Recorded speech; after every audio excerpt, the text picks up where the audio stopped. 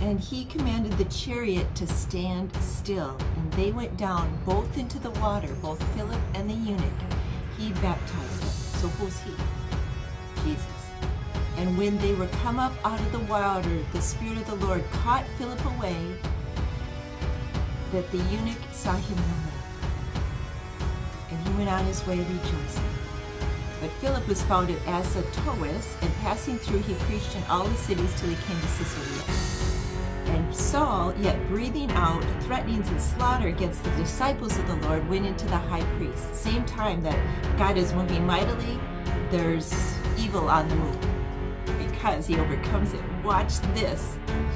And Paul desired of him letters to Damascus to the synagogues, in other words, where all the Jews were, that if he found any of this way, and that's where Jesus was teaching to, this way, when they say the way or this way, he's referring to Jesus and his disciples. That whether they be men or women, which was very, there's no distinction between men and women. Anybody would be found guilty, even though men were only allowed in the temples at certain places, right? He might bring them bound into Jerusalem. And he, watch this, and he, as he journeyed, he came near Damascus, and suddenly shined around him a light from heaven. Do you need that light from heaven today? And when he fell to the earth and heard a voice saying unto him, Saul, Saul, why thou persecutest me?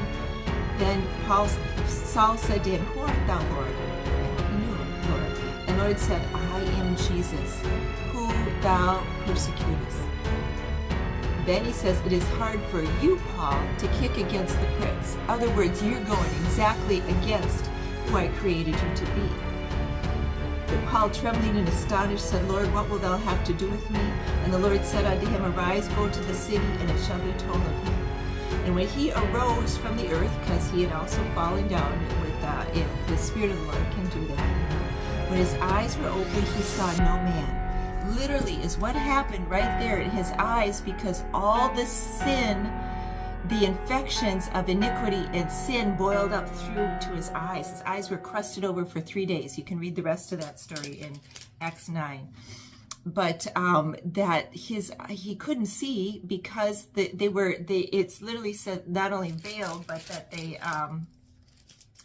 that it was crusted over, basically. So think of that. There is infection with sin, and having it boil all up out of his body, out of his eye gates. For what reason? Because your eye gates are so important.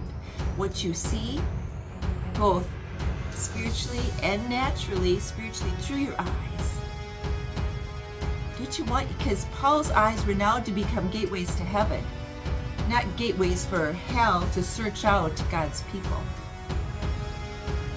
Ready for your eyes to be transformed? You ready to give over that sin and get all that infection out of your body? Whether it's an infection of how you think, or literal, if this was literal pus, think, oh Lord, it's so icky.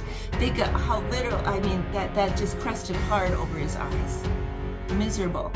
Coming all this, sucking all that infection of sin and death and hate and variance out of him.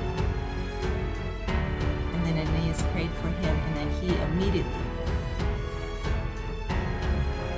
went to testify of the goodness of God. And he spent 3 years in the desert, and he spent 14 years being taught by Jesus himself spiritually. Oh Lord, it's such a good time. It's such a good time. Yield your eyes. When you read the Bible, it increases. Your eyesight actually gets better when you read the Bible, not just on your phone, but the book.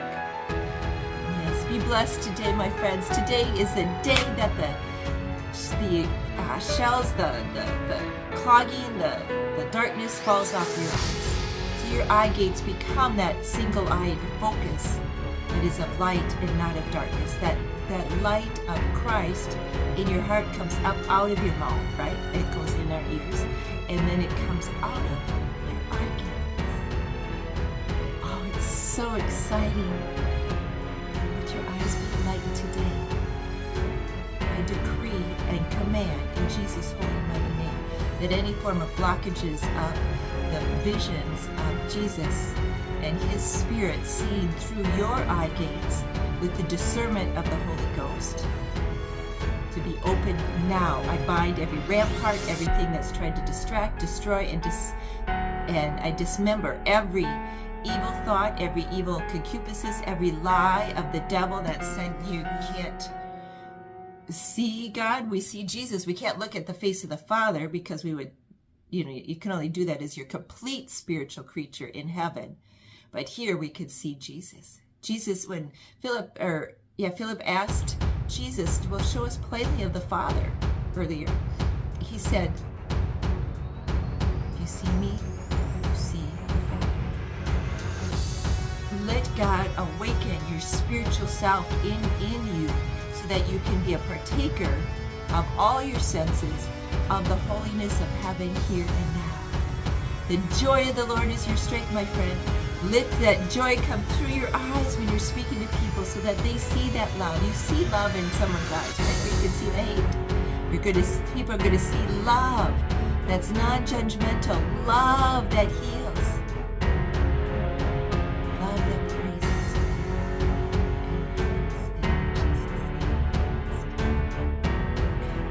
Go get them today. It's a brand new day. Your eyes are being opened into the kingdom of heaven, the realm of heaven, here and now while you're alive. We're to be those vessels to bring heaven to earth. Okay, I get so excited I keep preaching. But your love and your treasure